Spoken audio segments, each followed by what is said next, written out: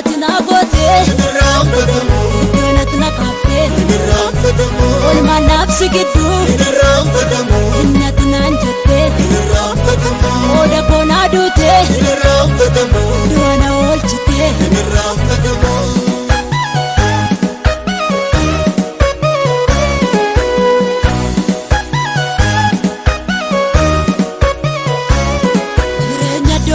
Fokkisa abdii lakkaawwamne dinagdee gadi bu'ee jiru wanta gadi hin baafne dhagaa ormirra tarkaanfate suugiddas na goote maqaa duubattuu na waamsifneen fuulduras na goote narraan dhumuun gooftaa gaarummaan kee wal furaadheen faarfadhaa maqaa kee narraan dhumuun gooftaa gaarummaan kee. Gooftaa gaarummaan kee wal furaadheen faarfadhaa maqaa kee narraan dhumuun gooftaa gaarummaan kee wal furaadheen faarfadhaa maqaa kee irraanfatamu waan ati naa goote hin irraanfatamu hin irraanfatamu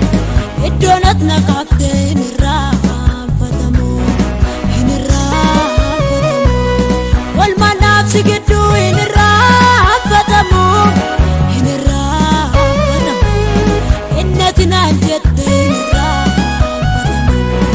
Atamittiin irraanfadha waan ati naa goote atamittiin irraanfadha ati naa oolte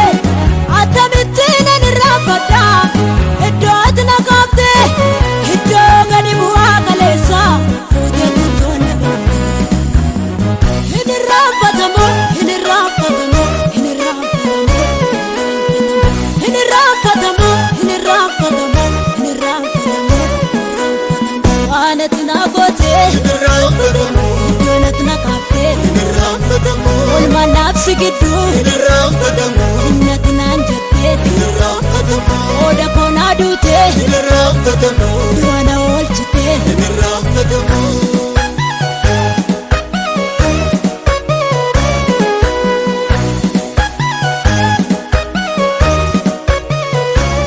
Gaafa haalli natti jabaate maqaa solii yennoos dhabeen harcaas imimmaan koo ejjeetii koo baasee himannaan hormoona saatilee wabii gaafatamaa lubbuu koo sinna tajaajilee gaaf hormulee jallinaa baatus situ naa dhaabate warra na duubaa mardoo labsaan galaan isaan nyaate warrattis dalagde waan guddaa seenaa lubbuu qabu. Balloomeen himaan gochaa kee homtuu gannan qabu chaappaadhaan naa mirkaneessite siin jaalatamuu koo diina kootti jala murteetti himtee akka oliyyannoo hin qabne waa'een koo narraan dhumuun gooftaa gaarummaan kee wal furaadheen faarfadhaa maqaa kee narraan dhumuun gooftaa gaarummaan kee wal furaadheen faarfadhaa maqaa kee narraan dhumuun gooftaa gaarummaan kee wal furaadheen faarfadhaa maqaa kee.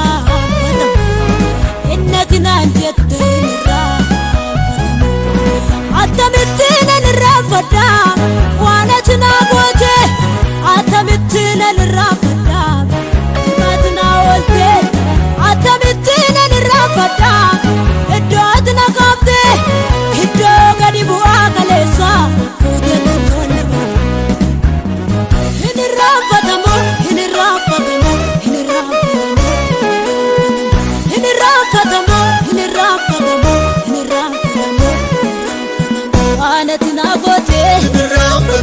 iddoonatti na qabde olmaan naafsi gidduu